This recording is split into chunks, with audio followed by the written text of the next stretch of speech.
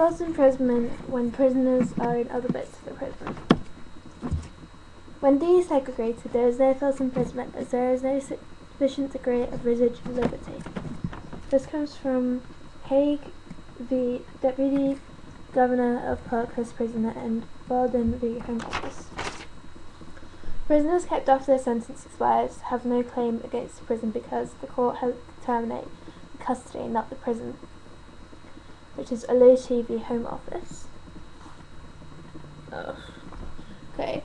Arithmetic errors in sentence calculating and the judge appeal with the judge and appealing its sentence heard after release is Quinlan v. Governor of Swanside Prison. The defendant has no claim against the governor. The court ordered justified his detention until it was set aside. If the governor has authority to release without a court order, then there might be an action, which is R v. Governor of Brookhill Prison ex parte Evans. Davidson v. Chief Constable of North Wales. D can be liable if he or she does not personally detain P, even if their arrest is dependent on P's claims and instructions and exercises no independent discretion. The police undoubtedly exercise own discretion, which preserves the unaccountability of the people who, document.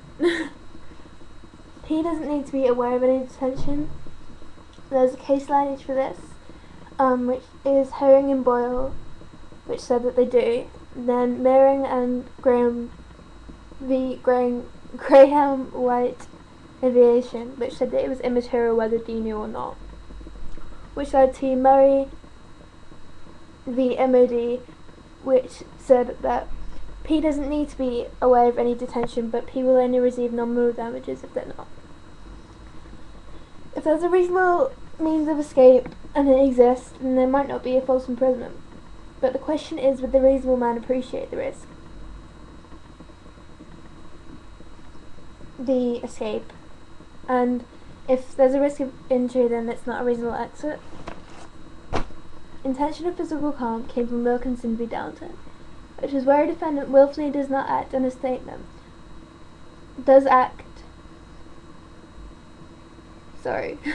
Where a defendant willfully doesn't act on or makes a statement which is calculated to cause and additionally as cause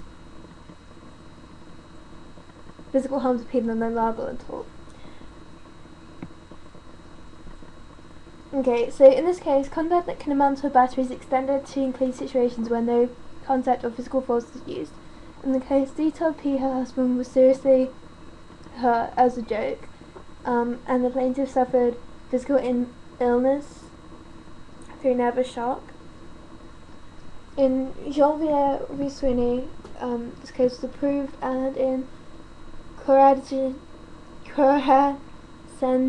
v. Bush, it was used an authority to grant an injunction against D when his complaint of harassment by means of threatening cause was likely to injure P, even though at that moment she had yet to suffer to that extent.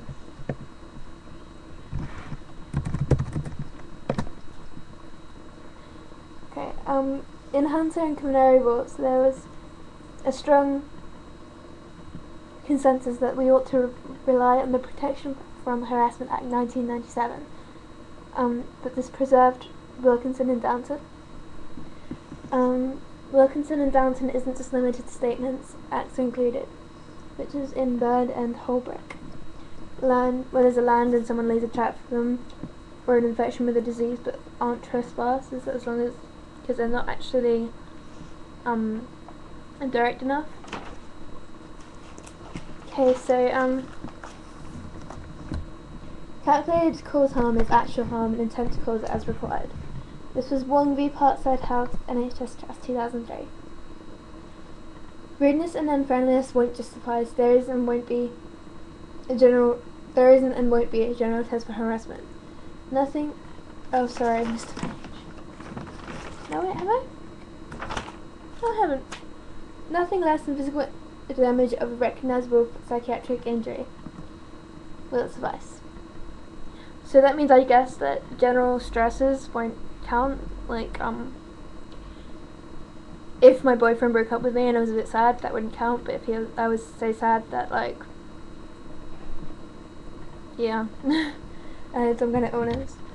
Anyway, when right through Home Office, which is the mother and son who strip searched in such a way that breached prison service rules, they claimed for a breach of privacy and intentional infliction of harm, but the intentional infliction of harm didn't suffice because it won't work for mid-stress and deviation from the rules was sloppy, but it didn't actually show a desire to cause stress or humiliation, which shows that you do actually need the mens rea.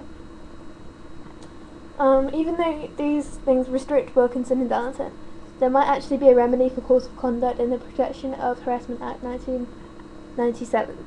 This happens in Majorowski v. Guys and St Thomas, which is intentional harassment perpetrated by a fellow employee.